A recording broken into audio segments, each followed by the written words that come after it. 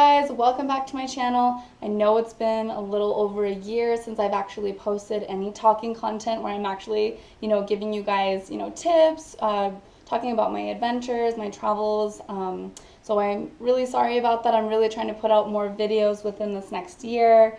Thank you to my subscribers that somehow continue to still subscribe to my channel even with a little bit of content that I still post. I truly appreciate you guys. I hope that I inspire you to maybe go to some of these places or show you something that you didn't even think existed. So stay tuned. Here we go. So as you can tell by the title of this video, we're going to be talking about Half Dome, and this video is actually inspired by my recent travels to Half Dome in the beautiful National Yosemite Park. But before we get started about this, I kind of wanted to talk about the process of getting a Half Dome permit. And yes, ladies and gentlemen, you do need a permit to hike Half Dome. For those of you who don't know what Half Dome is, it is a beautiful rock formation within Yosemite National Park. It is a adrenaline-filled, extreme day hike within Yosemite. So if you're in Yosemite and you're looking for a real challenge, this is the way to go.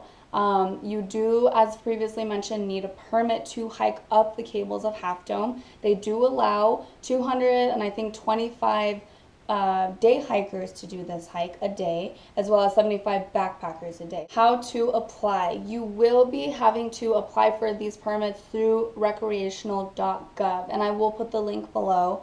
That's all it is though, Recreation.gov. The permit applications do open in March. You will receive an email based off of what days you applied for in April to see if you were approved for these requests. So you go on to Recreational.gov, you apply for several dates that you would actually like to go and hike Half Dome, and then they will, like I said, send you an email. You do need a group leader, so if I applied, I can apply, and then you guys can actually apply for 6 slots at a time. You don't have to apply for 6, you can apply for 2 or 3 or 5.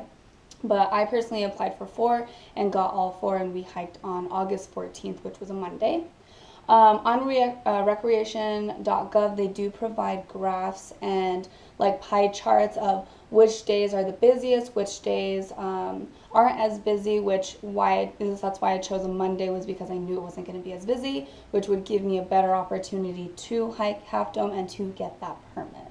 Depending on what time you guys start your hike and how many stops you take and actually what trail you take, you will be taking anywhere from about 10 to 16 hours to hike Half Dome Trail. This is a extremely difficult hike. Most people rate it like an 11 out of 10. Me as an avid hiker, I would rate it like a 7 out of 10. It is extremely difficult but doable, just depending on your athletic abilities and if you're an avid hiker. It is definitely an endurance hike. There are, the initial aspect is extremely difficult. The middle is a nice plateau, and then you hit that last major ascend up Subdome before you hit Half Dome. So it is difficult. Please prepare, don't underestimate this hike.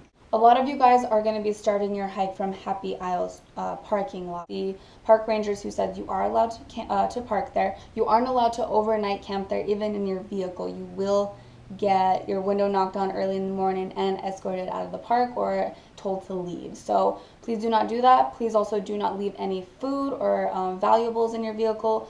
Bears will break into your car if there is food in them. They do have bear containers very close to Happy Isles parking lot where you are allowed to leave your food for the day while you do this hike. Happy Isles Trail, or the Trailhead, is a very, very underestimated 1-mile steep hike up to the bottom of Vernal Falls.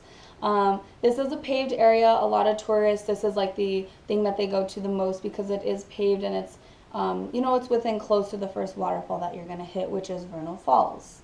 The Mist Trail, aka Vernal Falls, is called the Mist Trail because the mist from Vernal Falls actually brushes onto the stone staircase that you guys are going to be ascending up.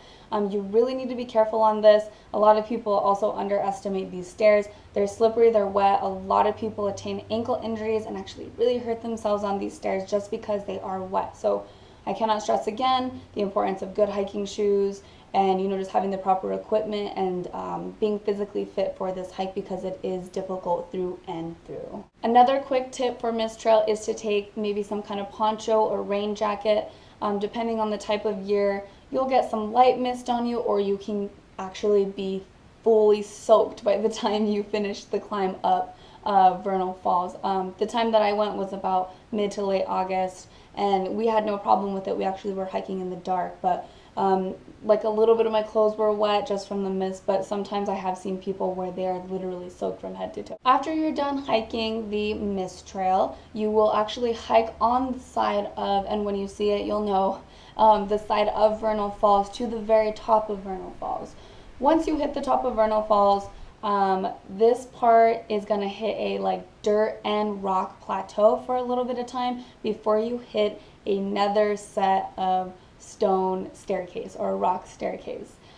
This rock staircase actually leads up to Nevada Falls, which is your second most beautiful and wonderful waterfall in Yosemite National Park.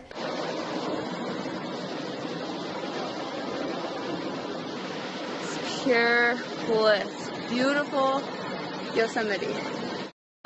We've been hiking for a little bit more than 2 hours. Right now we're climbing a big pile of rocks almost, but they're like stairs. These stairs are no joke. You will probably be huffing and puffing up these stairs no matter how physically fit you are. These stairs don't get wet like they do on Mist Trail, but they are extremely difficult, so take your time. Don't rush up these. You're gonna wear yourself thin before, and it's not even the halfway point, so just take your time. At the very top of Nevada Falls, you will hit a good dirt plateau for a while.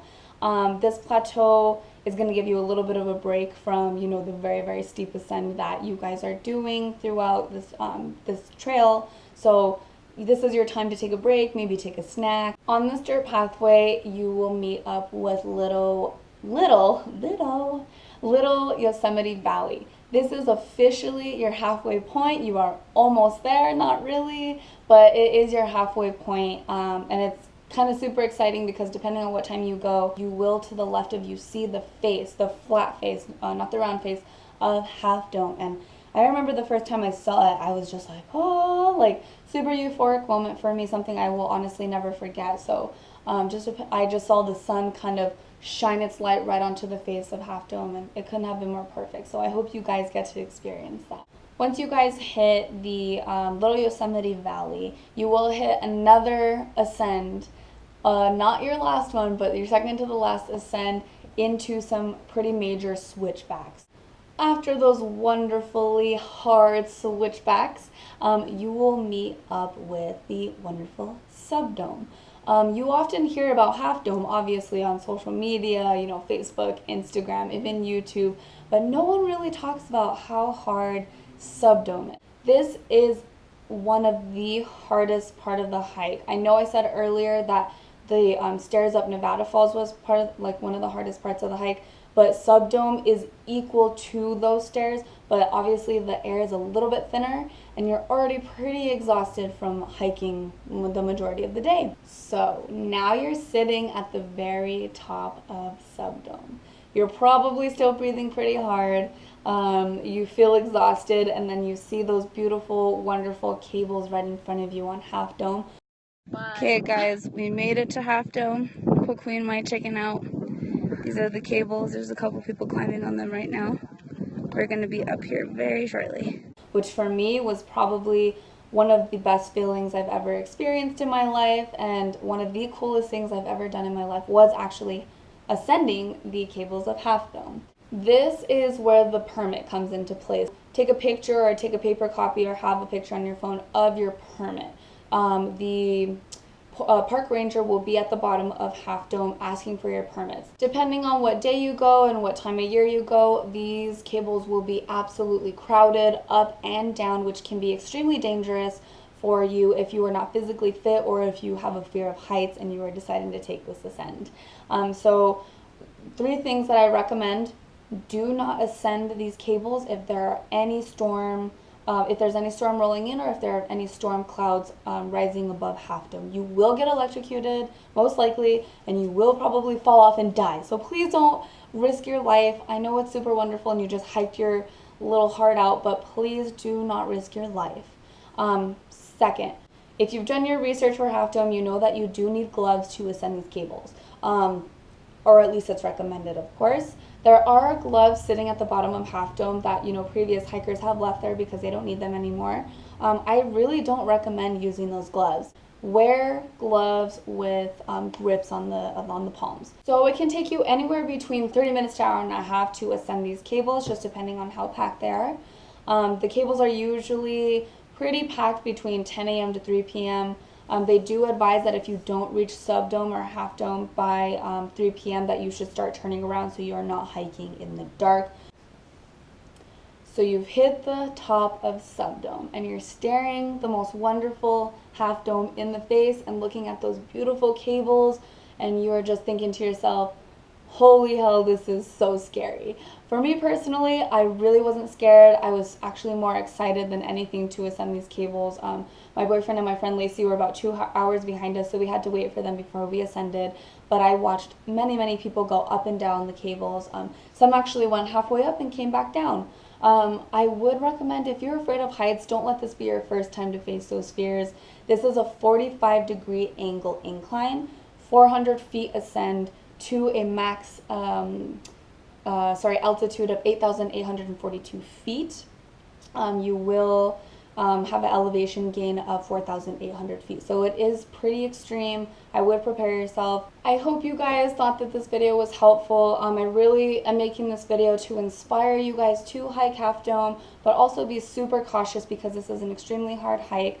For those of you who don't know what it is, I hope that you get to see it someday. Even just visualizing this beautiful stone face is amazing. But hiking it is one of the most amazing things that I've ever done in my entire life, and I've done a lot of really cool things, not to brag, but this was one of those purest life moments for me, and I will be going back next year, so if any of you want to come, let me know. You're more than welcome to join me. I will also be putting a list of things in the bottom of the comments of the things I recommend you take on your day hike. They do recommend that you take 1 gallon of water on this ascent to Half Dome. If you suck down, if you're one of those people that sucks down their water like halfway through the hike, you're probably going to need to take a little bit more, and there's very limited resource of water on your ascent up to Half Dome, so please prepare. If you liked my video, please like and subscribe. I'm always looking for new subscribers. I love when you guys comment on my stuff, so please let me know if you want any tips on anything else. I am more than happy to answer you guys.